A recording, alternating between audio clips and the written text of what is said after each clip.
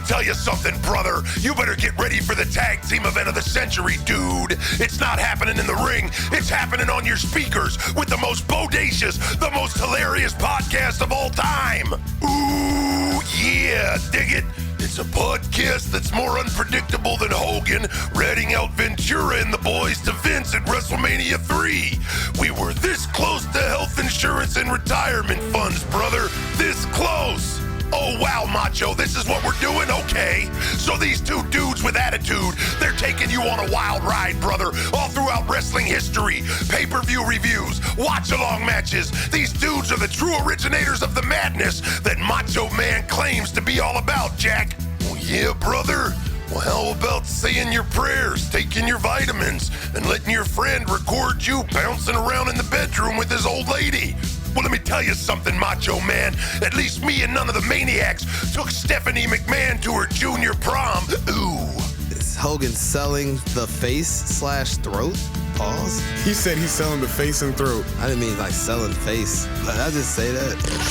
So all you hulkamaniacs and jabronis, grab your vitamins, eat your Nugenic, strap in, and get ready for more graps than a 5-star Meltzer Classic in the Tokyo Dome, brother. Don't miss out. Ooh, yeah. This podcast's gonna be hotter than a habanero in hell. So grab your headphones and let the madness begin. Dig it?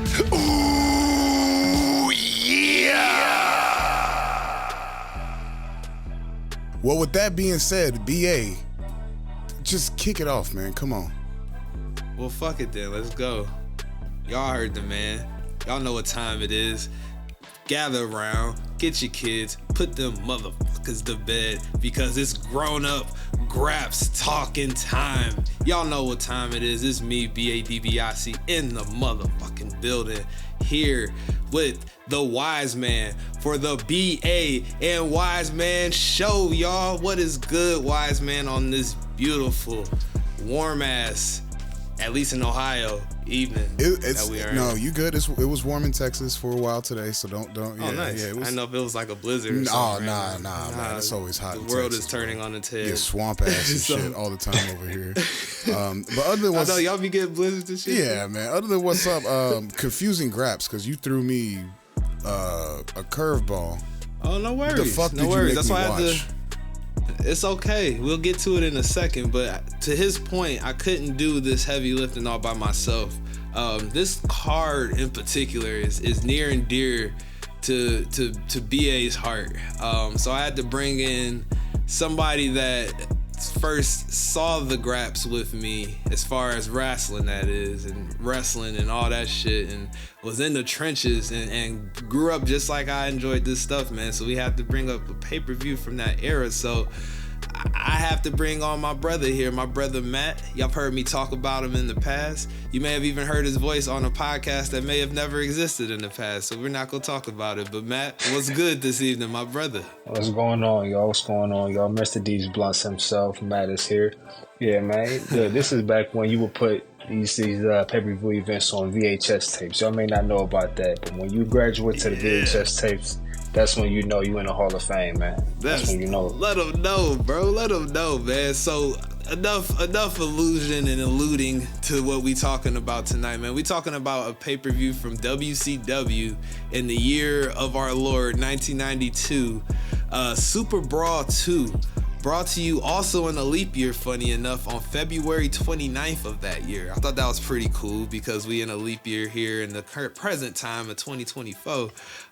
So yeah, this card sounds random as fuck, I'm sure, especially because we've never really dabbled in this era WCW, but I may have alluded to it last week. I said we was gonna talk about some stuff where you're gonna hear the Gary Michael Capetta's name quite a bit on the ring announcer, famously on an episode that just was released as far as the part 2 of the Black History Month episode with me and Matt's uncle and the podcast universe, Uncle John at this point, where we was talking to the psychopath Iceman Parsons and other people that may say now remain nameless, but go check it out.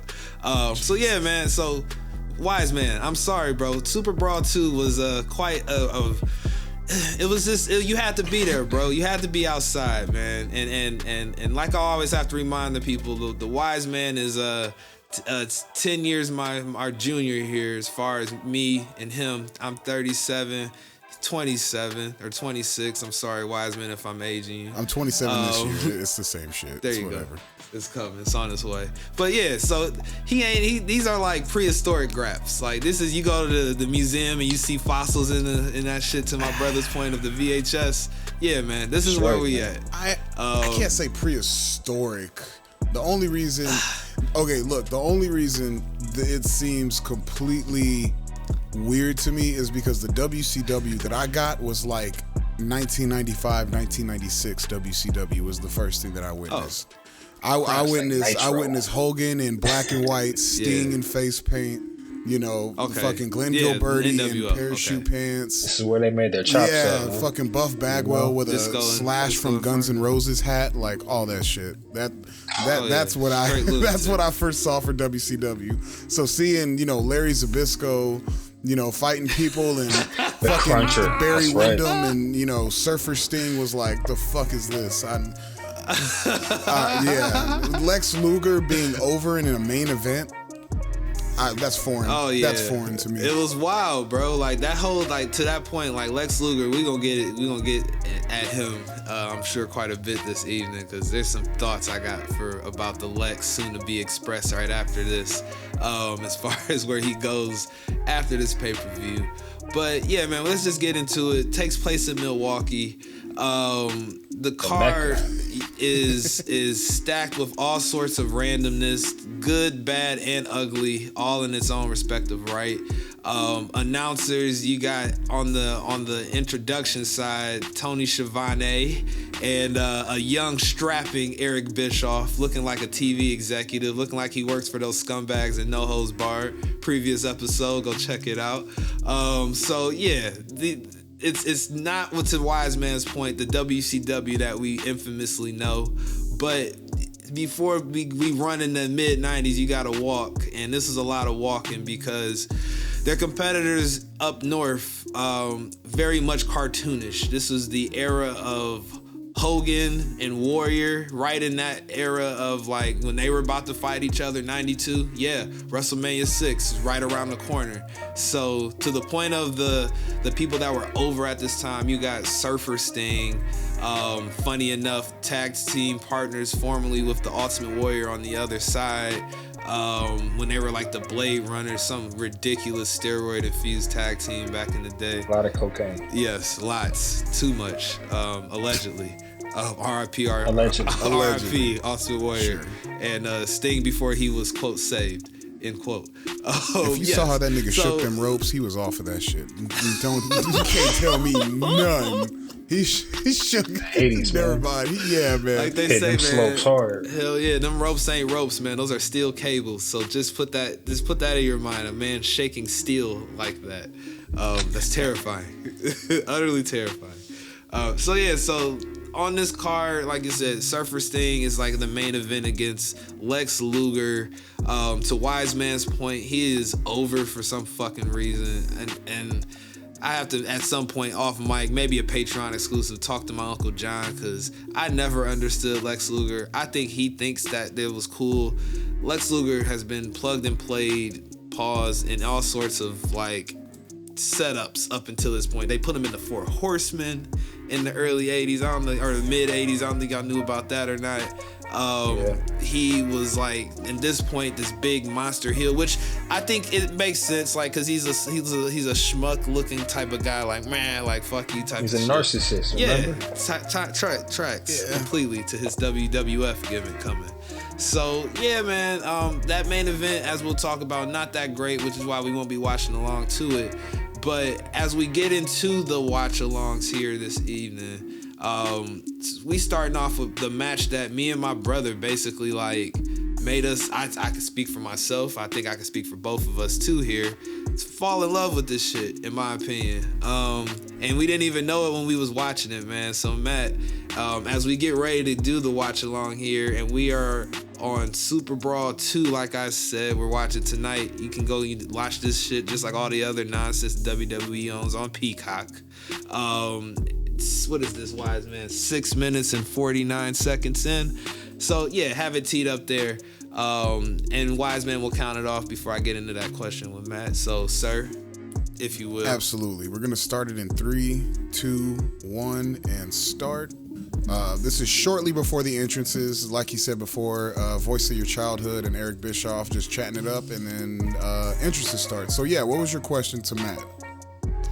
So the question to Matt is going to be, in regards to this, what do you remember, like, live and in living color, like, when you was watching this, like, sitting in Grandma and Grandpa's living room, like, when this shit came on TV? What can you remember? Because I got some memories, but it's kind of fuzzy. Initially, Jushin Thunder Liger looked terrifying when I saw him. I'm like, whoa, he's about to fight Brian Pillman. And you already know I was always a Brian Pillman fan. He was just that guy. He was just like a luchador before we knew what luchadors was. So, I see myself, I'm jumping off of couches. I see him jumping off of the top rope. I felt the same way.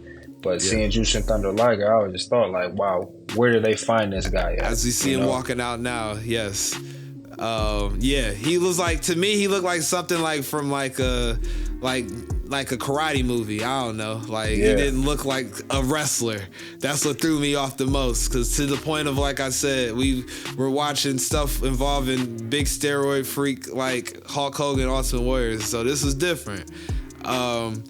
And also, this is like the first pay-per-view I remember us like watching. Like, is this like the first one you remember being on in the crib?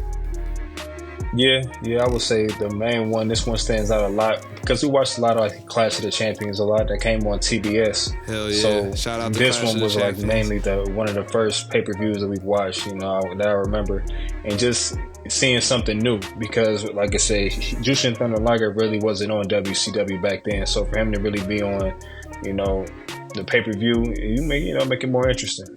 Facts. And then they're also wrestling for the WCW light heavyweight title, which I think it was just introduced, I want to say. Jushin Thunder Liger was the first champion for that. Correct me if I'm wrong, which I may be, but I know this title had just popped up into WCW at the time. So to your point, Matt, Brian Pillman, he was kind of brand new on the scene too, but like we used to see, not only these shows will come on as far as the Clash of the Champions, you said WCW Saturday night 6:05 every Saturday on TBS. That was a thing too.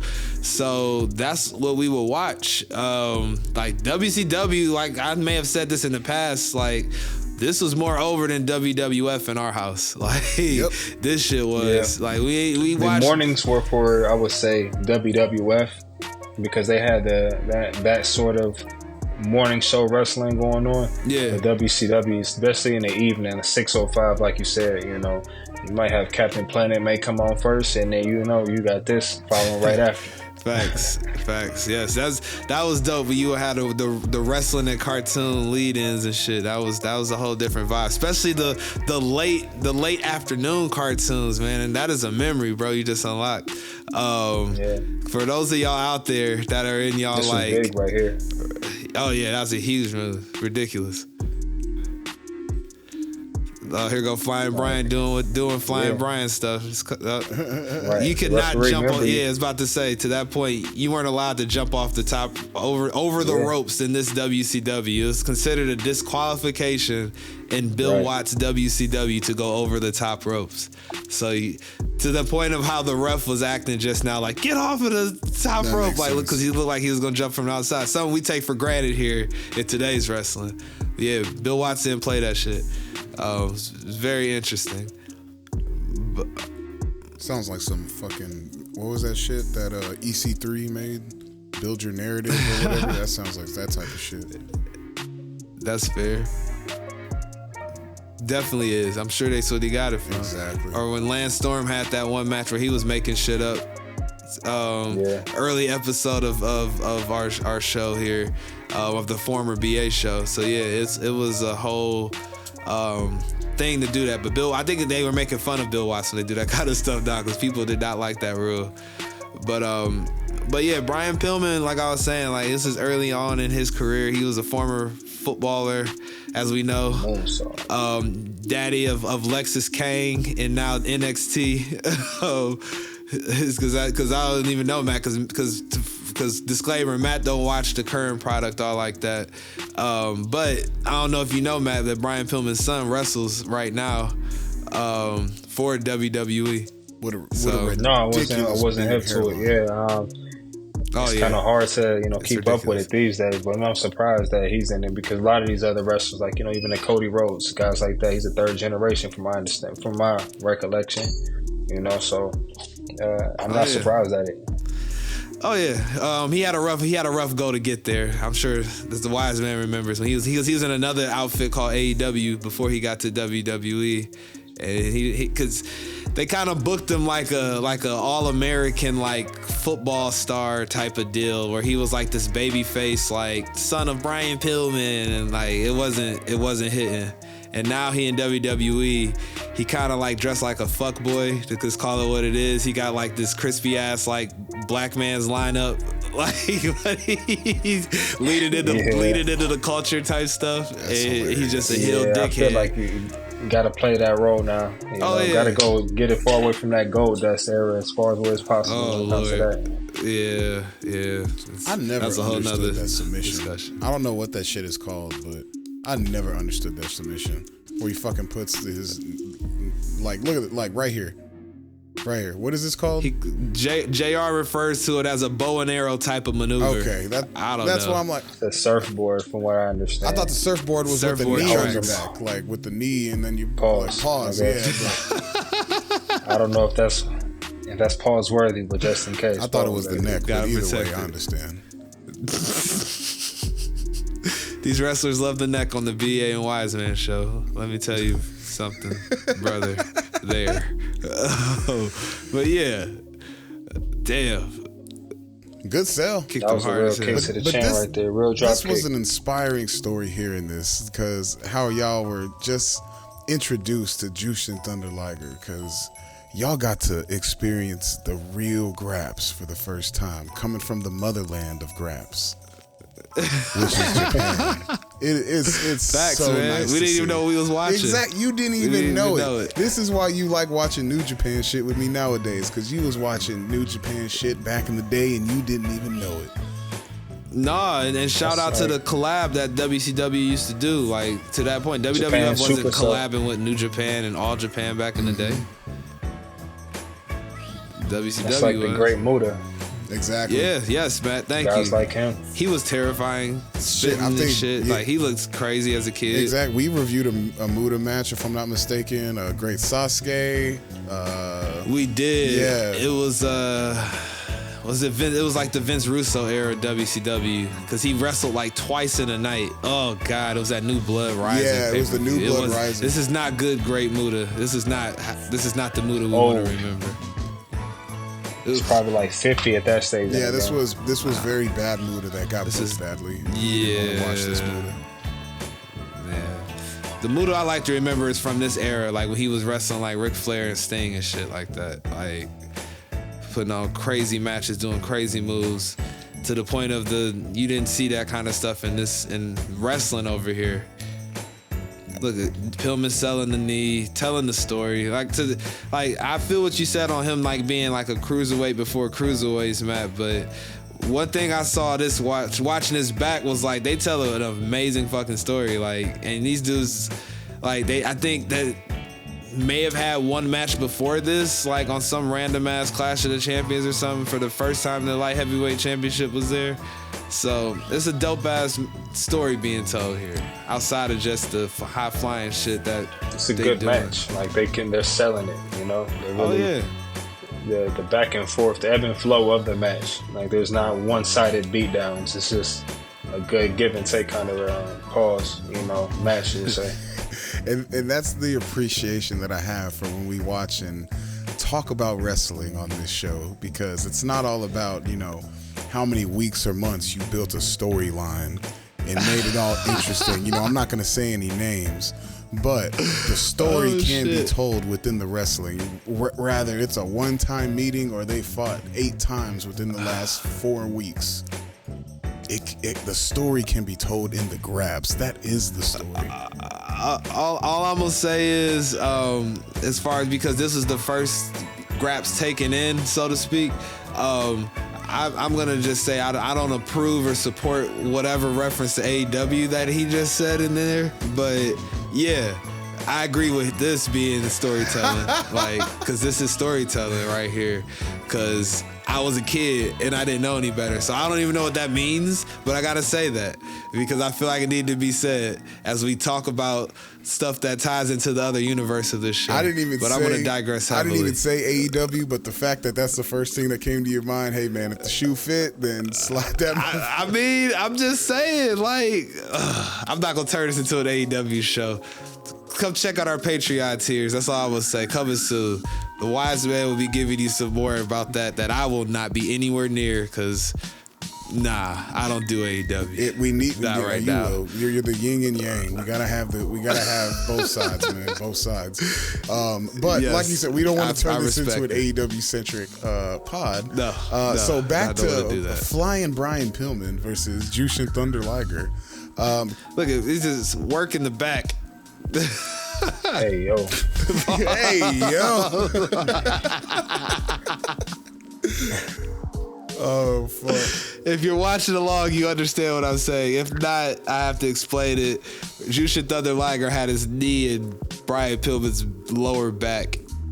Pause, I think I have to say there. Too many pause. What the fuck? All right, yeah, we gotta find some different phrasing for these shits. Well, now, okay, so he's still working the knee. And that... Right, selling that knee right now. Yes. And that's, again, the story inside of the grabs, man. Oh, and then, look, pulls off a Hurricane Rana with a fucked up knee. That's beautiful. Damn. Is it still bad if he gets thrown over the top rope? So what rules? That's what I thought, too. Takes the match to another level when you do stuff like that. That's what I'm saying. Or you know what? I take it back. The Bill Watts era was from like 88 to 91. I think this is right when it ended because of that move and all this stuff that happens in other matches. I think this is the guy. And to the point of why this blew our minds so much, I'm sure as well, watching it, because this is the most high-flying stuff we had ever seen. And that's wild, because I've watched Jushin Thunder Liger matches before I watched this match, and so I'm just like, man, this isn't even like the best that I've seen. We've seen it live, so in '92, this was probably the shit. Yeah, absolutely, yeah. 4 and 5 years old. When you was there like, in the moment and you was watching this shit, I can understand it. Trust me, and this is still great. Don't get me wrong, but Jushin is a totally different animal. I'm sure, like in Japan, like they say, you got Brett in Canada. Jushin in Japan, that's a whole different monster. I can only imagine. That could have been a nasty bump. He took that pretty safe. Thank God. Yeah, that was wild. Jesse Ventura putting that shit over. They go Flying Brian. They're putting their own bodies at risk. And also, I thought Brian Pillman was dope because we share the same first name. I was like, yeah. And we spell it the same. You goddamn wise out there. Did you want a mullet too? Kiss my ass. What? Did you want a mullet? What was that? If we had rat tails, the black people version of mullet. I feel that. Yeah. Until we went to started school, our mom cut them off because she thought kids would pull on them for some reason. But every kid in school had them still. Never understood that. That's wild. Shout out to B Trot. He had his till he was like 3rd grade, 4th grade. Yeah, he did. That was a beautiful drop kick. That was a Maven-esque drop kick.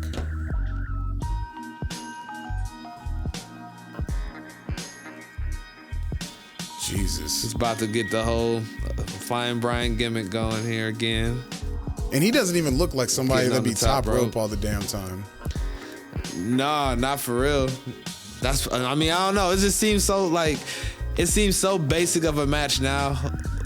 But at that time, to the point of Jesse Ventura going crazy, they didn't do shit like this, man. Like, these guys stayed on the fucking mat.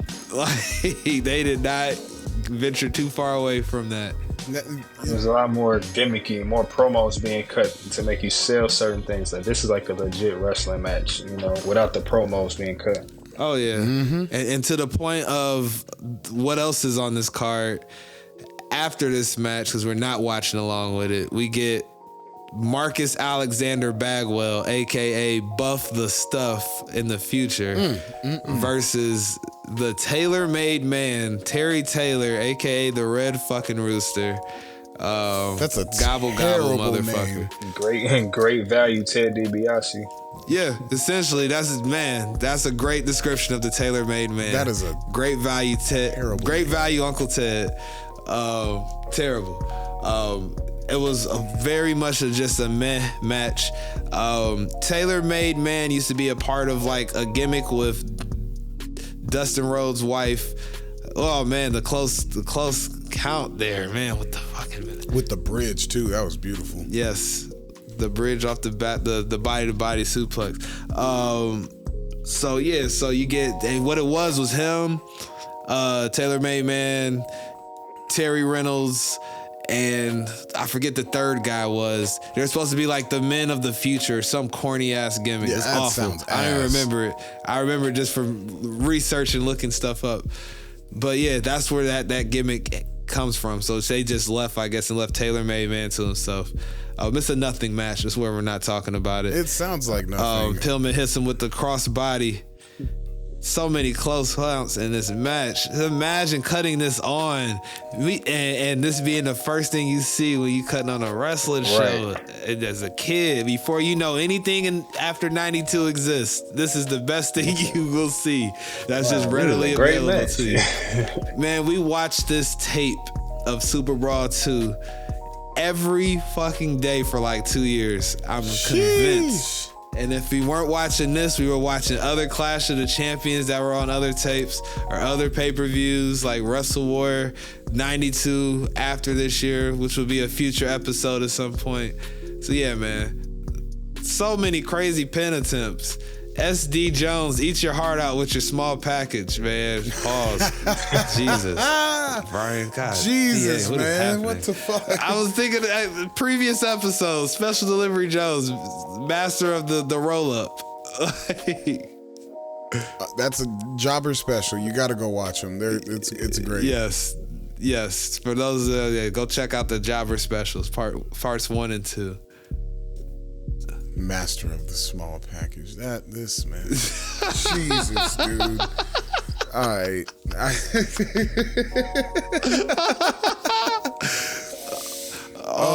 Shit. Okay. Damn, this nigga running the ropes fast as hell. Damn. Mid-air collision. All right. See, this is that story that BA was talking about. This is a championship match, though. So, you know. Okay, well, let's not act like this championship was prestigious. I think like six people held this title or something like that. And two of the reigns were Brian Pillman. So, yep. Yeah. This title was not very special at all. Yeah, they took it away like not too far after this, but the person that ends up taking the belt from Brian Pillman, I'm gonna let y'all see if y'all can guess. Matt, who would you think that was taking this title from Brian Pillman at this period of time? And it's not Jushin Thunder Liger. I'll give you that. Who would take it from Brian Pillman? It'd have to be somebody else, probably either Ricky Steamboat or I can't think of anybody else. I think Brian Ricky Pillman Steamboat, just won maybe. the title with the bridge, by the way, guys. The 5th one. So Great said bridge. Ricky Steamboat, Wiseman, who would have taken this belt off of Flying Brian Pillman in 1992? I know who took it off of Flying Brian Pillman. Oh shit! This man did his research because he probably has the same thing I got on my computer up. What is it, Wiseman? The terrible, terrible gimmick before we all know and love him. I wouldn't say terrible. Compared to what he became, absolutely. I thought that shit was dope as a kid, but continue. Give the people what we want. Scotty Who was it? motherfucking Flamingo, aka Raven. Scotty Flamingo. Raven. I thought That's that right. gimmick was dope, man, as a kid. Scotty Flamingo was different. He was cocky as fuck. Flamingo. He reminded me of like Parker Lewis's best friend or something. Like that was just a bright, weird, this stonery gimmick, if I can describe it as anything. But yeah, that's what he reminded me of. Look at the rollover bridge, man. That is graps, ladies and gentlemen. If you're still watching the replay, that's a move. Right. He looked like This some Zack Sabre Jr. right there. That was 2 points. He do look like Zack Sabre Jr. That's what I'm saying. That's funny as fuck. Hell yeah, bro. Man. So yeah, the Brian Pillman match again. This is as good as it gets on this card, and that is no offense to this card, because that match is classic in my opinion. That doesn't get discussed. I feel like it needs to be discussed. It could be even when they ever make a Hall of Fame physical building for wrestling, pro wrestling, if it doesn't exist already somewhere out there. This match needs to be like on in the lobby. Like this is where shit makes sense. Prelim. Absolutely. All right. Missy Hyatt, by the way, all over this pay-per-view interviewing people. Quite an annoying voice. Missy Hyatt's claim to fame in WCW was like getting fired because Eric Bischoff was sick of her shit quote. Go check an episode of his podcast out where he discusses it. And then furthermore, she was famous for like starting like some weird like porn line with like girls of wrestling. So Missy Hyatt, ladies and gentlemen, that's who's spread it amongst this pay-per-view, interviewing people. So yeah. Seems like a Vince hire. That's pretty weird. I'm laughing because we still got this bitch running over the match that we're not watching. That ring announcer contest for the second match. Barry Abrams, wherever you are, if you are still with us, our friend, in your hoop shorts, Dynamite with the hoop shorts, cummerbund tuxedo shirt, and the tail jacket. Like I said, this is before Buff Bagwell was born. Babyface bullshit. Not gonna talk about it. All it gets. Johnny Bravo. Thank you, God, for that roll through, because I completely forgot about that. And I used to live rent free in my mind as a kid. Like, why does this guy sound like this? Like in 1992 of all things as well. Very strange. I mean, we skimmed through it. I mean, there's not really much if you're a Buff Bagwell fan. No, it's a Terry Taylor match. What is there to talk about? Like, God. I think Jim Cornette's a Terry Taylor fan. No way. No fucking way. Yeah.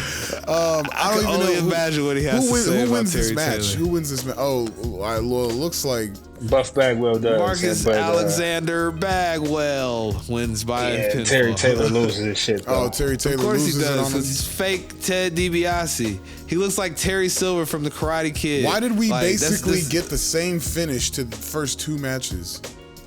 One just had a bridge to it. Who's booking this shit? Who's telling these finishes? All right. Or maybe he saw Brian Pillman do it and was like, I'm about to do that shit too. That looked cool, man. But we gotta talk about the match that I wanted to watch along with. Nice. It's Ron Simmons and Cactus Jack. You know, Mick Foley, whatever you want to call him. This was 6 minutes of certified B-list graps. Like, this is a lot of tackles, a lot of blocks. Oh yeah, man. A lot of this shoulder is blocks. Farouk, aka Ron Simmons, as we know him at this point in time, selling the football gimmick, wearing the Seminole pants, shoulder blocks, slams. They're putting him over on commentary like as a football player as well. Like saying he was the most scouted D lineman and all this shit. Like they're putting him over like that. That was JR's favorite shit to do, man. Talk a bunch of random facts that have nothing to do with wrestling about somebody's past collegiate of stats. Like Ron Simmons played for the Cleveland Browns practice team, Florida State Seminole, All-American. Like. There was no Google back then to check it. Like, really? Right. Little did you know he's going to be gone made from up this shit company too. pretty soon. So it doesn't even matter. Facts. Facts. Is there anything you liked from this match? I mean, do you remember it? Like, are y'all just... Aside from the end, you know. Yeah, that's all I really remember was the end as far as the match happening. As a kid, Cactus Jack kind of freaked me out too. Not necessarily because of the stuff he becomes more famous for in other outfits that we weren't allowed to watch at the time, just where he's like doing death matches and things, just because he was just a weird character. But He's missing teeth, man. He's missing he just a lot of looked things. like, he looked terrifying to me. Just, I don't know. But I like Cactus Jack. I don't know, as he didn't bother me. Esque look. Yeah. And the JYD appearance in this match is one of the strangest things I've ever seen. You get Abdullah the Butcher, who was like one of Cactus Jack's like homies, and they start beating the crap out of Ron Simmons because he's like babyface extraordinaire, football player, can't be stopped, tackling machine. And then JYD from the depths of the crowd in a tuxedo comes out. Black Chippendale himself. Black Chippendale. Take it out, people. Gets in the ring, rips his shirt off, takes out at least 3 people's eyes in the front row, and then goes nuts. And then Ron Simmons gets on his knees and hugs him. And that's all I really remember from this match as a kid. Yeah. But why did you want to pick the match would be the better question, Wise Man. What made you want to pick? Because it was 6 minutes, so it's easy to get through. And it's such a weird booking, in my opinion, hearing Cactus Jack versus Ron Simmons. That's fair. Just hearing that on a card, if that was thrown at me, I wouldn't know what to think. So I would want to experience that from front, beginning the match to the end of the match, bell to bell, and what it like, just experiencing that with other people, because that's just a weird thing. I know you strongly suggested not to watch it. I'm a Mick Foley fan, so I wanted to see what he was about, in WCW fighting Ron Simmons. I ain't never seen that shit. I've seen this nigga take, table bumps, ladder bumps, break his own arm and, get chunks biting out of his ear and shit like that. All types of shit. Yeah. I wanted to see him fight a fucking football player. That's all. For 6 minutes. That's it. Simple. Like this is Mortal Kombat or some shit. Yeah. I respect that. It's like, it's like 20 con booking. It's like weird. I expect to see that on like a random Dynamite type shit. You gotta think, Tony Khan is as old as, he's in the age range of me and my brother Matt. Like, so for him to book how he books and grow up watching this shit kind of makes a lot of sense as I watch it back now. And speaking of what the fuck am I watching? Vinny Vegas and Ricky Morton, aka Kevin Nash. We're not watching along with this, but man, we gonna talk about it though, because there's some thoughts I have. I'm gonna let it roll then. I'm gonna just let it roll in the background. What in the fuck? Why are they partnering? Vinny Vegas, folks, if I give you the tale of the gimmicks before Kevin Nash became Big Daddy Cool in WWF, he got to work some things out. So you had Vinny Vegas, replacement guys. Yeah. Vinny Vegas, who was like some sort of like gambling weirdo, wearing like tuxedo jacket, doing the snake eyes, doing the little dice roll, act like he's splooging in people's faces. Really disgusting. And then also the Great Powerful Oz, where he was like a character like he was from The Wizard of Oz. And he was like dressed like an old man and had like gray hair and a weird goatee. So yeah, that happened. So Kevin Nash, and then he's partnering with Ricky Morton for some fucking reason of the Rock and Roll Express. Like, and then they're fighting Z-Man, who me and my brother, I used to like Z-Man when I was a kid. I fucked with Z-Man. And Van Hammer, who's in 3 different generations of WCW wrestling, the only person I think that has, outside of Sting and Lex Luger, that was around for every single era of WCW that I knew, at least. This one, the mid 90s era and the end of the road of the WCW, like Vince Russo's blowing this shit down era. So yeah, man, Van Hammer, Wise Man. I don't think you remember me telling you this when we were going through that teeth pulling shit when we were watching Vince Russo pay-per-views. But yeah, here we are. His first time in WCW, or his first run, I guess. I don't like it at all. Oh, I don't like this either. This looks weird. Vinny Vegas is travesty. dressed like how my grandfather used to dress when he would come home. He looks like a loan shark. Like he literally looks like a loan shark that just took off his jacket, rolled up his sleeves because he's got to beat the shit out of you because you ain't got the fucking money yet. Like.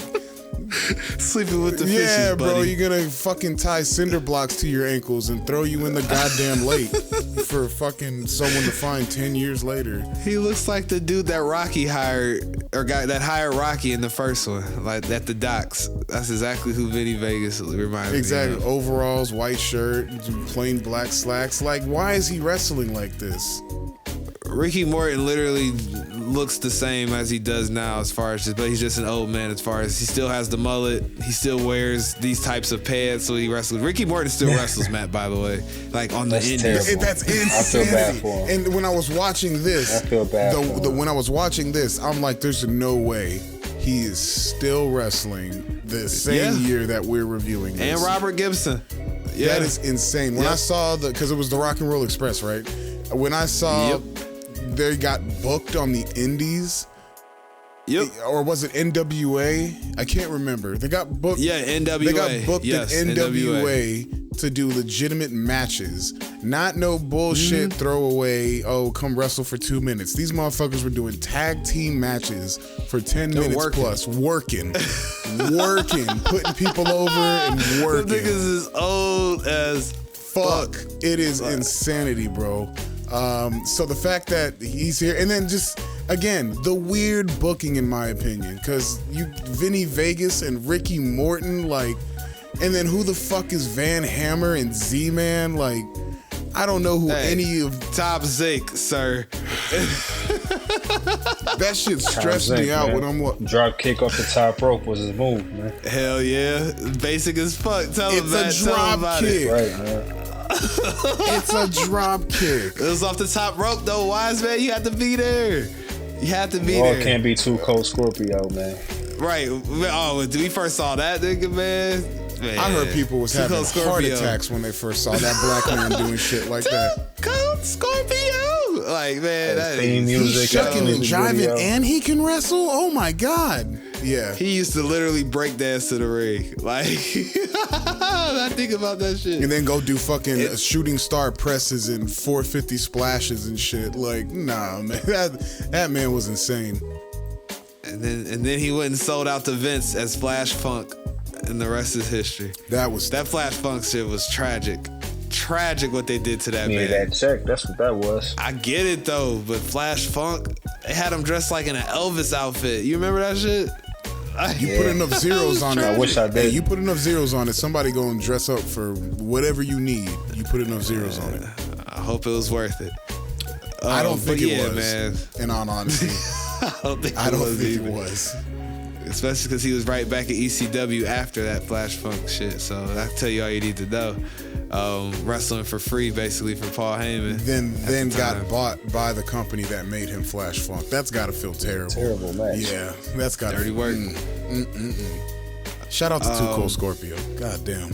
Yeah, man. That's definitely during, as we record this in Black History Month, yes. For sure. Shout that man out. But yeah, man, this tag team match fucking sucks. I hate it, but they love it online for some reason. This match is 20 minutes long. Ooh. So we are absolutely fast forwarding this. Oh, no, we're not watching. I'm sorry. I just had this on in the background. No. I know you had it on the background. And I wasn't inferring you were. I'm just saying that this to the people. 20 minutes. Ridiculous. Hey, at least match. Kevin Nash's knees work. I mean, this is pretty good to see. Usually that nigga shit be like Tin Man Rusty. Yo, his shit actually this is like Derrick Rose before injury right here. This is nice to see. He just put over this man's knees. I will put over Kevin Nash's knees in Super Brawl 2. That's the one. Okay, that's the one highlight about this match.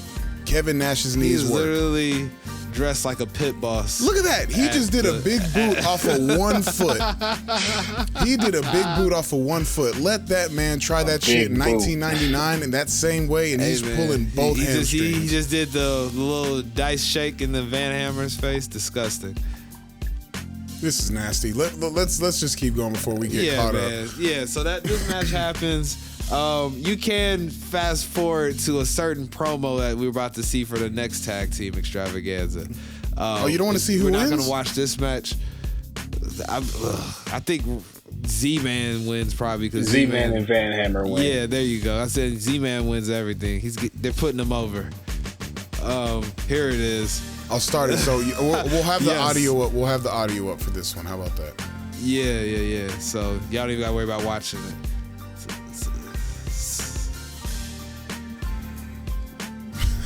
Yeah. Double A up to his old tricks. As Sid Vicious knows, unfortunately.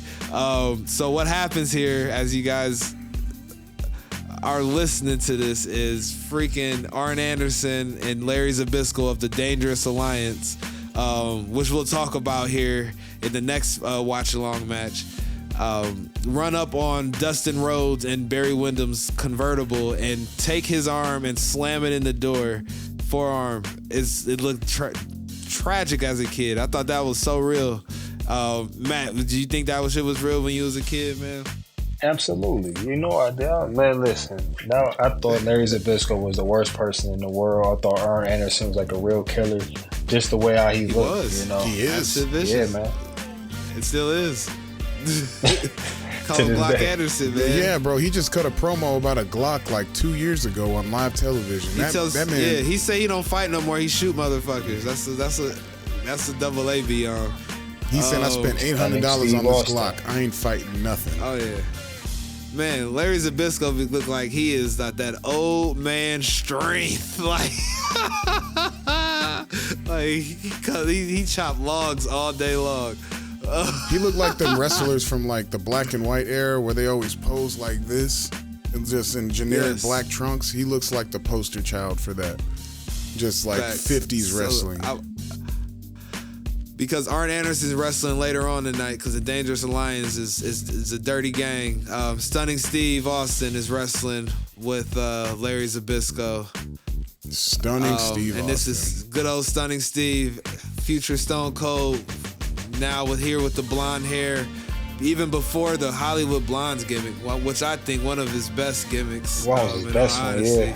yeah. That tag team was cut entirely too short, too soon. Y'all think Vince hate tag team wrestling? Eric Bischoff hated it more, guys. I'm not gonna go lie on that one. So Yeah, you don't with have that to. all said, Yeah. these guys wrestle Barry Windham and Dustin Rhodes, babyface Nepo babies here. That's all this is about. Nothing really to see here. Moving along as to the point of this pay-per-view. After this match, we get the tag team championship match involving the Steiner Brothers. Oh, the Ninja was wild. The Ninja was a whole wild gimmick. The Ninja terrified me as a kid too. We'll talk about him later, but he scared me as a kid.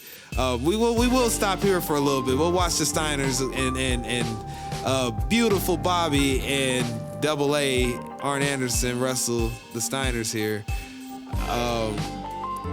The Steiners was them dudes growing up. We talk about how that Brian Pillman and Jushin Thunder Liger match was dope as hell. The Steiner Brothers was, because they were brothers, we thought that was dope. Because me and my brother, of course, being brothers, was like, yeah, we the Steiner Brothers. And we would, like, our Uncle John, and he will attest to this, because they would, like, pose, because Rick Steiner, to the dog gimmick, would, like, run around and, like, have us, like, post up how they used to post up with Rick Steiner on all fours like a dog, and then Scott Steiner standing there looking tough. So, yeah, man. And then on the other side of the aisle, the champs with Paulie Dangerously, a.k.a. the Wiseman of real nature, a.k.a. Paul Heyman. Testing the gimmick out heavy right here, man. That brick of a phone. Wiseman of the Let Me Book universe. I gotta hear your take on him working the gimmick back in the early 90s, brother. He's doing exactly what he's doing now back then, essentially. He's always had the formula, and that's why I love Paul Heyman as a wrestling figure. Not a wrestler, but a wrestling figure. He's the greatest. He's the greatest non-wrestler to ever appear on a wrestling TV screen, in my opinion, in every shape, form, or Plot fashion. twist. This is no gimmick. This is who Paul E. really Exactly. is. That's what I said. He's the greatest character, person, non-wrestling performer to appear on a wrestling television screen. Hands down. So the fact that he had this shit working back in the day with being a sleaze bag, a piece of shit, carrying the fat ass brick phone with the fucking antenna on it, be doing business and shit on the side of the ring. I love it. Yeah, man. I love it. And he's always had the formula, because he left here and made a great fucking company. Not made it, but elevated a dead company essentially into something legendary, cult classic, you could say. Yeah, you know, I'm not saying it's legendary. Not everybody knows about it, but if you know wrestling, you know ECW. And if you know ECW, you definitely know who the fuck Paul Heyman is. So, GOAT, in the short answer. GOAT. It's great to watch. We don't see him much in this match, but we will see him later tonight, if you feel what I'm saying, if you know this pay-per-view.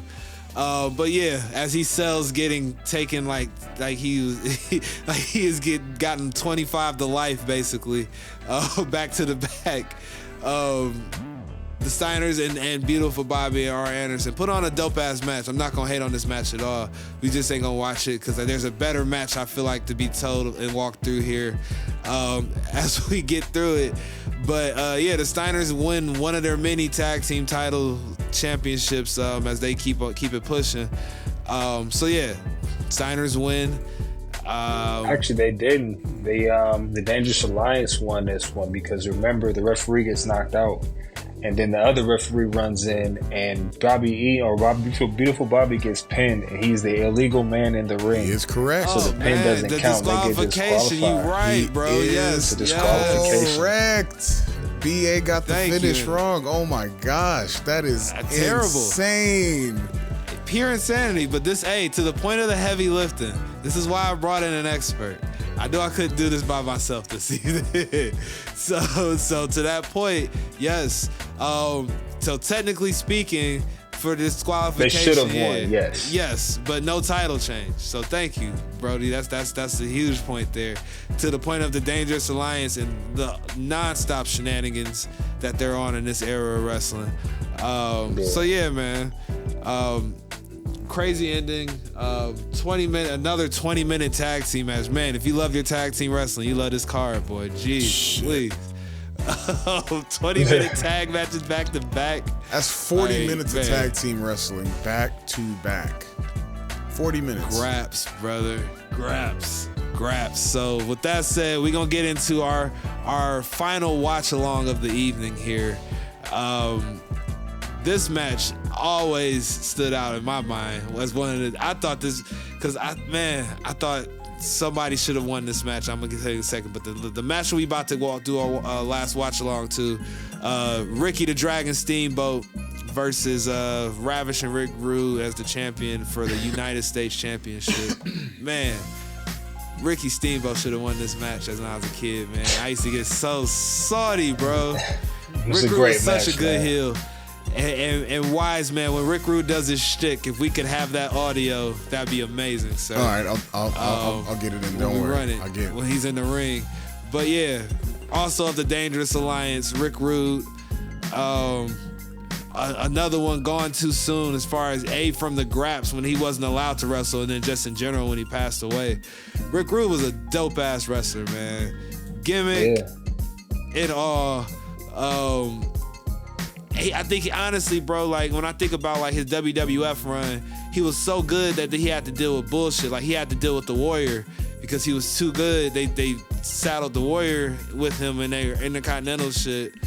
Oh, I'm gonna be quiet because he's the champ is speaking. Let's go ahead and turn up the volume here. This is 2 hours and 26 seconds, by the way. Yep, bet.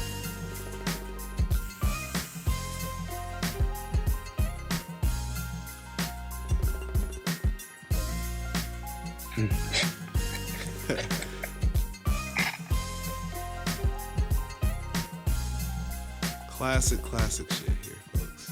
Woo. Look at the heel heat. Look at it.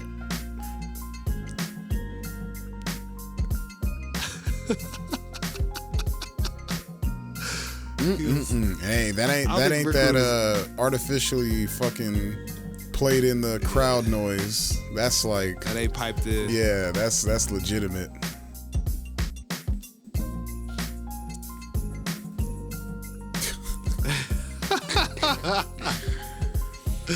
Oh shit.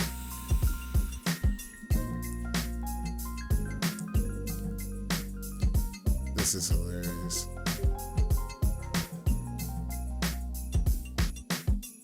Man, it got loud as hell. Why did everybody like this type of robe back in the day? I never understood that. I don't know. I think it was a Ric Flair thing. They just, Ric Flair got it. I got that. I need that Ric Flair rub. Need that Ric Flair rub.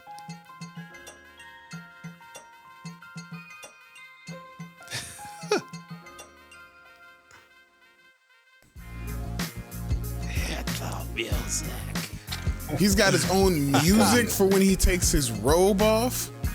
Oh yeah. Oh, man. this nigga's a douchebag. Oh yeah. And then in this era of Rick Rude, he would get the painted tights of usually whoever he was wrestling. I remember that. The most heinous I would have to say was in his WWF days when he had a thing against Macho Man when he would put Miss Elizabeth on his tights. Like that was cold-blooded. That's cold-blooded. wrong. Oh my God. I said Rick Rude is like he's been nothing but a heel from what I could ever remember about his career. I don't think he's ever been a babyface as far as the big leagues, WCW, WWF. And Ricky Steamboat, man, I thought this nigga was a real life kung fu master as a kid. Yo, Ricky Steamboat is insane, bro. I saw a clip of him wrestling like a few months ago. He was still doing shit. That man is insanity. Oh yeah, he was doing stuff in AEW like very recently. Ricky Steamboat can still go, which is wild to say. I mean, he's a legend. I mean, I don't know, and he's always taking care of himself. He never kicked it like everybody else did back in the day. They would say that about him. He was a family man to the T. He kept his family on the road with him. And then here's Ricky with the ninja. Used to terrify me as a kid. Again, you never see the dude's face. That type of shit bugged me out. So yeah, man, this match here, albeit is another long match, it's very entertaining to the point of what the first match was, I'd say, with Pillman and Liger. So okay, yeah. Different kind of graps here, but graps nonetheless, because Steamboat's involved. Different kind? What do you mean different kind of graps? Explain. I say different because this is more like on the mat type stuff. Like, you're not going to see these dudes flying around or anything like that. And you're going to see a lot of posturing. This is, you see some good old Big Terry behavior right now out of Rick Rude. Just staring and posturing. So that's what I mean that. But they're still to the point of the first match, and I think I'm making your point for other things on accident. It tells a great story. And the fact that they do have history here. Like, this isn't like they just wrestling out the blue. From the Clash of the Champions previous before this. Ricky Steamboat really is selling, like, to a little kid watching this that likes baby faces. You feel Ricky Steamboat gets robbed. You get mad at the end of this match. It's furthermore playing into the legend of the guy that we were just putting over without spoiling him the match just yet. So yeah, it's a tragedy that they sell. So yeah, that's what I mean by it. It's just not your typical to what you just saw, but they still kind of tell the same point, get the same point across. All right. Just wanted to see your explanation for it. That was all. Sounded interesting to some stuff I said earlier. Shit. That was all, I gotta unfortunately put that over because it's littered all throughout this pay-per-view card. As far as random ass stories being told, some of them being well told. So yeah, some of them not at all. Yes, exactly. To that point, the main event, which we're not watching along, which I'll get into, Sting versus Lex Luger. Lex Luger's last match in this era of WCW, by the way. Lex Luger is never seen again until the first ever Monday Nitro, where he pops up at the end wearing Prince's blouse in the Mall of America. So, yeah, you don't see him again till that. So why he's leaving, of course, WWF, but again, not many people know it wasn't to be the narcissist initially. He was actually going to Vince's World Bodybuilder Federation that he was starting up. Lex Luger was supposed to be the figurehead, the Hulk Hogan, if you will, of this bodybuilding federation that Vince was starting. So once that shit goes under, let's make him wrestle and make him the narcissist Lex Luger. So that's how the narcissist was born.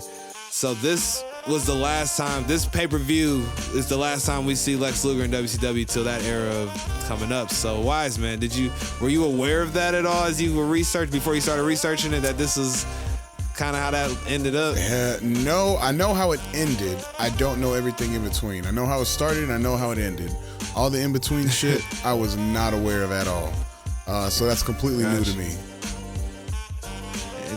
You was hip to the World Bodybuilder Federation shit, Matt, right? Or nah? Yeah, I mean, a lot of these wrestlers came from that because there was no real, sometimes it wasn't an outlet for them. So the next best thing is to turn to this. It's like how a lot of these guys turn to UFC and other, sports now, or mixed martial arts now. This was their outlet.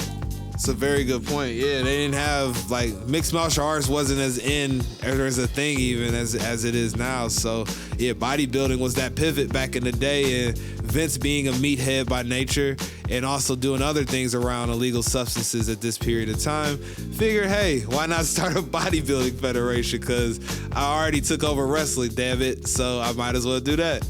So, but yeah, it was something that nobody cared or really gave a fuck about to the level in which that he thought they were going to give a fuck about, basically. So, yeah, fell on his face like many investments that you can make. Everything ain't going to hit like the first one. Shout out to the first XFL. So, yeah, man, it's that essentially. And then Lex becomes a narcissist. But this pay-per-view, like I said, the main event was his last match. It never impressed me as a kid. I was just always like, why wasn't this match the last match of this pay-per-view? Because it just kind of ended with such a dud. Like, Sting wins with, a cross-body. Like, what the fuck kind of ending is that? Like, that's tragic in itself. Yeah. Like, that shit was so corny to me. Like, am I off, Matt, or was you kind of feeling the same with watching this growing up? Yeah, and watching I it expected back? more. But at that point, it was kind of like, you know what, I'll take it because Sting won. That was my guy. So, but it was just more so like, all right, it is what it is. I'll take the W. Right, and then to that point, you just wanted to make sure Sting got the title because he was dealing with the Dangerous Alliance too at this time. Luger not in the Dangerous Alliance, but him and Luger was like homies still. They had their whole history, but they had fell out when Luger became a heel with Harley Race as his manager and all that kind of stuff. So, yeah, to that point, you just wanted to see our guy win, but there was no sizzle to that steak of that match. It was just whatever. Like, hey, here you go. Here's Lex Luger. Take it and like it. Pause. Basically, so that's why I was like, this shit should have been the main event because this match was fire in comparison. And then to that point, you brought up, Matt, a good point. You said Sting was your guy growing up. A lot of people look at Sting as their guys. A lot of people don't understand why the Sting gimmick was even cool. Right. So, yeah, to that point, what was cool to you about Sting, growing up? Because I know a lot of people don't get it. So I would love to hear somebody that I know personally, that was your guy until you saw other people like Shawn Michaels and shit. So what was cool about Sting to you? I just think Sting was he kind of embodied what, he was the proverbial good guy, and he kind of not so much did things the right way, but he did what he had to do in the ring. He wasn't gonna cheap shot you, and if he had to do something extra, he would, but he was always with whatever that came with it. You know what I mean? And, you know, the Stinger Splash, you know, shit like that was dope. And even the Scorpion Deathlock, you know, ode to the sharpshooter, you know, was fans of both, but Yep. even though they were the same move, you know, his looked like it just had a little bit more flair to it. I take that as low-key disrespect. It be like that, bro. To Brett. It be like that. Being a Same Brett move, guy. same move. Somebody does it better. It happens. Because I think with Bret Hart, it was just a technical aspect of it. There was no, you know, playing to the crowd. There was no swinging your arm when you're trying to do it. It was Sting did I put play you to in the this crowd. move. Yeah. You're going to tap out, and then I'm going to walk away because the excellence of execution type of thing. You know what man. I mean? You don't gotta. He. Bret Hart is a show his work type of guy. He don't gotta tell you about it. Go look at the math problem I just solved back there. I don't gotta tell you about it. You go try to do it. That's what Bret Hart is. Sting did kind of Stu Hart's Lions Den. You know, Oh, yeah. getting wrestled and putting submissions by some angry old man. Oh yeah. Brought the snap your arm out of his socket, man, in a couple different places. It's the wrestling That's what he was equivalent on. of Joe Jackson and the Jackson 5. Right. Damn. Wrestling action in the ring. Match is going now. Steamboat and Rude taking it to each other as far as the different big suplex from the apron on Rick Rude. Now they're slapping each other in the chest. Good old Gunther would probably watching this as a kid. I don't think Gunther was born yet when this shit came out. So Yeah, what year is this? What is this? 92? It's 1992, man. Gunther might have just been born, maybe. Yeah, he might be, you know, alive and active. But to that point, yeah, the good old chops to the chest. Yeah, and then also like to that point of this match, I thought Ricky Steamboat again was like a real life karate master until I watched WrestleMania 3. Right, because Ricky the Dragon Steamboat, like he looked like he could be like named the Dragon, like to keep it as non-racist as I can. So that's why I was like, yeah, man, like that dude can probably do karate. And until I saw WrestleMania 3, I was like, no, he's just an American guy that can wrestle very well. And that's cool too. Back then, the untrained eye, you know. Right, absolutely, man. I ain't know no Couldn't tell. better. That's all of 5/6 years old, I think, when this shit came out. So yeah, man. That's what wrestling does to you. Yeah, man. It blurs the lines of fantasy and reality because you think these dudes are like superheroes, some of them. To the point, I'm sure, of Surfer Sting being dope as well because he wore the face paint. That was different. So yeah, man. Ricky Steamboat, even though this is towards the end of his like big run. Oh, disgusting. Dirty work by Rick Rude with the hip thrusting, which I'm going to bring up with some stories in a second here. But yeah, Ricky Steamboat at the end of his run still putting on matches like this to the point of what you said, Wiseman, him still popping up in AEW looking decent and able to still go. Impressive, man. Very impressive, Ricky Steamboat. Stupidly Man was impressive. great. Oh no, yeah, that shit is great. And just watching What this I'm not match now. impressed with. Oh yeah, absolutely. Not impressed Absolutely. with what? But what I like, not impressed, I should say. Not impressed with the hunching, as we used to call it, Rick Rude. I bring it up because my brother here really liked Rick Rude and thought that shit was funny as a kid. So my family would tee this man up to do that at different points of time. Be like, Matt, do the Rick Rude hunch, and we would sit there and fucking Or hunch it up. impromptu, you know, grocery stores and Yep. dealers and Macy's. Very inappropriate. So yeah, man. Before DX, it was Rick Rude hunching, and he could just go do that in like department stores and stuff. So yeah, man. Jesus. And to that point, the man was the original one of the original members of DX. Yeah, I was just about to So say, that all yeah, they tracks came now. together. So yeah, I mean, hey, Yeah, it works I out. never drew that together. Wow. As far as Rick Rude creating the filth, and then leading into it with DX, that's great shit. So yeah, so like I also said, the ninja's very important in this match. They keep on showing him too during the match. I never peeped that as I watch it back again here. Like why A lot they of keep foreshadowing. Looking ominous. big foreshadowing. Yeah, and it just keeps showing him just looking down, looking scary AF to a young BA. So yeah, like that's pretty good foreshadowing there. So yeah, Ricky Steamboat really put a figure four on his ass. Goddamn. Oh yeah, man. Ric Flair was popping for that. He was like, whoa. So much Flair influence. You know, Ric Flair's over in WWF land right now with the tear in his eye. This is the greatest moment of his life. That just happened a month ago, y'all. Think about that.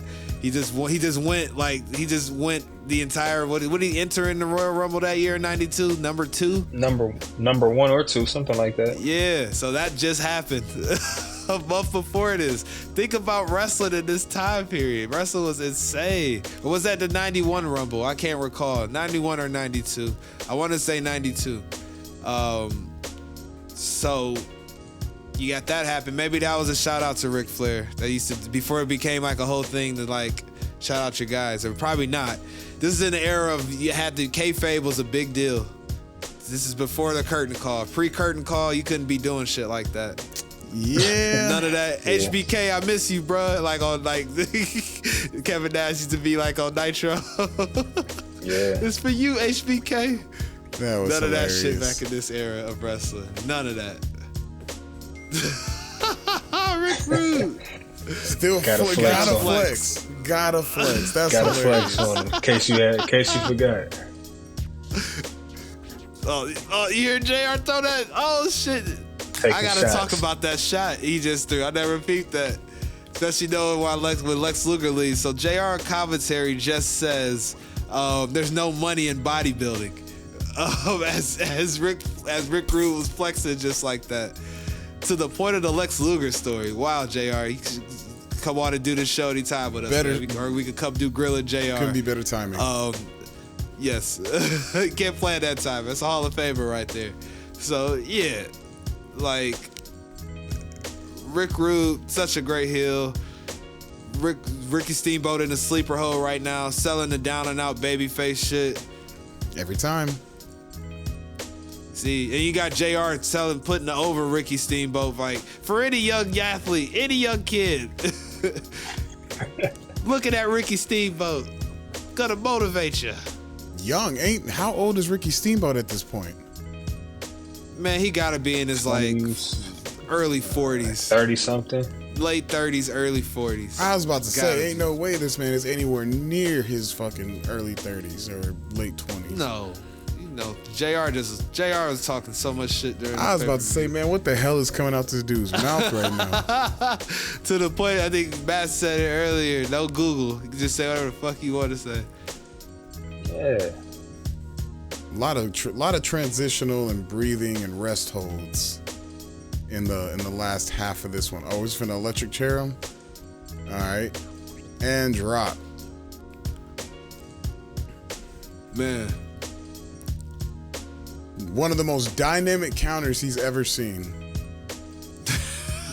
Gotta get out of Oklahoma, JR. You gotta get out of Oklahoma, buddy. That comment was wild off of what that move was. Wiseman, can you describe to the people if they're not watching along what move JR just put over like that? JR just put over basically an electric chair and he just fell backwards with it. That's it.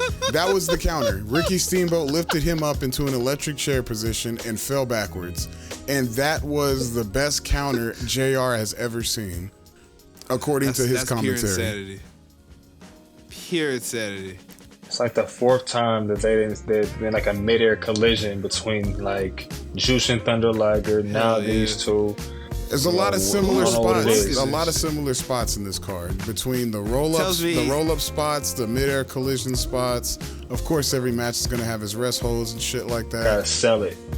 Mid-air collision makes it look real, not staged. They have different agents at the time, or is just one booker controlling everything? Like, I don't know how they wrote the show back in '92 for weird, WCW, man. but I don't know. They a lot of very similar spots in these matches. So I don't think they have individual producers for each match. Ricky Steamboat getting put back to sleep here, not looking good for him. Man, old school wrestling has so many fucking rest holds, man. Jesus. That's how it is. Then you're gonna drop. You never drop see the guys arm. get put in sleepers like this anymore. But back in the day, though, Matt can attest to this. When we would be like play wrestling, the sleeper was a real ass thing. You really put niggas in a sleeper. Because we were really choking each other. Oh yeah, we were real life choking each other as kids. Like, did not knowing like, no, this ain't real. Like, and I love everybody that watched us did a great job. No offense to anybody that's listening back to this. Like, nobody was a terrible parent, I feel like, because we just did whatever the fuck we wanted. We were wild kids, man.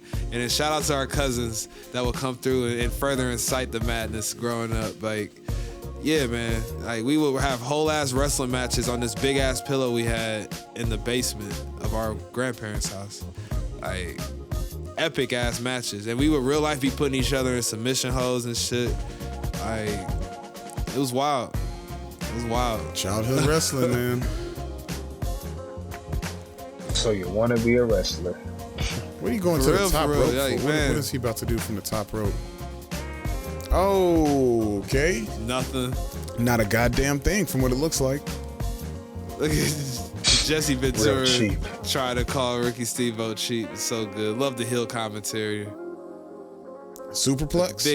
The big superplex. Superplex.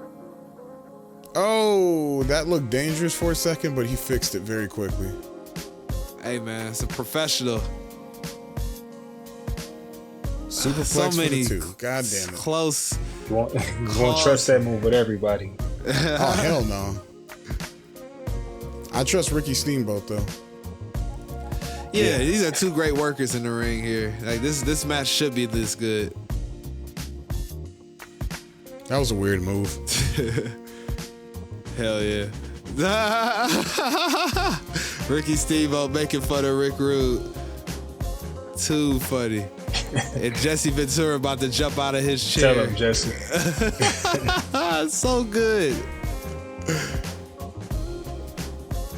Big time back body drop. Not just a back Yes. body drop. Big time Wiseman.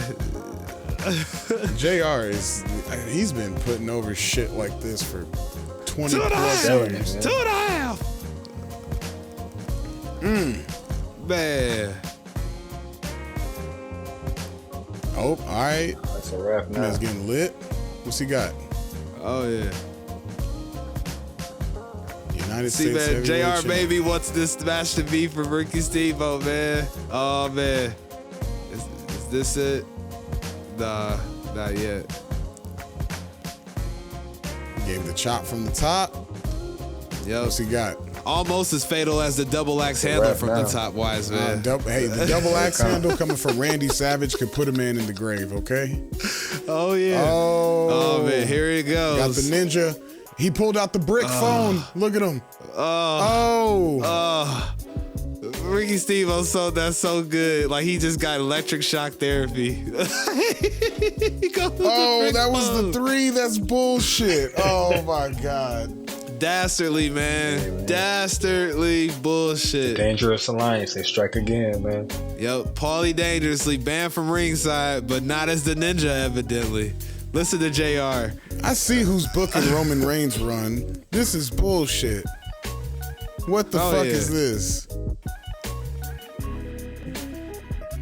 Oh man, I wanted Ricky to win that match. God damn it. Told you, man. See, wise man, you see the vibes. Imagine being a kid, man. Then you got Paulie. Smack. As JR says here in a second. He hit him with a telephone and Roger waddled away. JR said he waddles like an old woman. Like, JR. Oh, the Dangerous Alliance, another one. This is like a Roman Reigns match in 2020, any time between 2022 and 2024. Told you, Like, that's who's booking Roman's run man. right now, bro. That man Tragic. that man pulled that fucking phone out like Solo pulls the thumb out and just trashed him. It's the exact same thing, and then ran away like the exact same way, and then into a pin. Man, that is. Paul E's behind that shit, bro. I'm not even mad. I mean, it's evident. Like, look at it. Like, and that's some great tie-in to today's product there, man. No doubt. But yeah, y'all, that's the Super Brawl 2 show, man. That's that we had to get up in here tonight and talk about. As y'all heard, very passionate pay-per-view. I hope it was at least conveyed from my brother and I's perspective.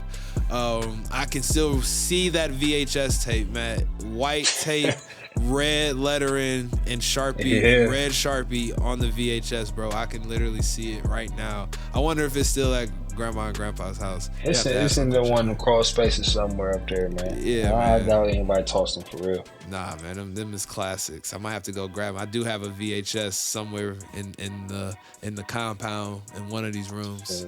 It's still around here. I gotta grab that. One of the rooms. So many rooms, he loses stuff in them. That's wild. Oh, y'all fucking bullshit. But yeah, man. Yeah, you said this has been another episode, man. You already know, of the BA and Wiseman show. Matt, good looking out. Appreciate you coming in, helping me lift. No problem, man. Anytime, man. Anytime. This show here this evening to help the Wiseman out, because he was. I'm sure he's like this has been like an episode of the Twilight Zone for this man, considering what we've been watching on this show leading up to this. Yeah. Yeah. I can't imagine. Oh yeah. So yeah, Matt.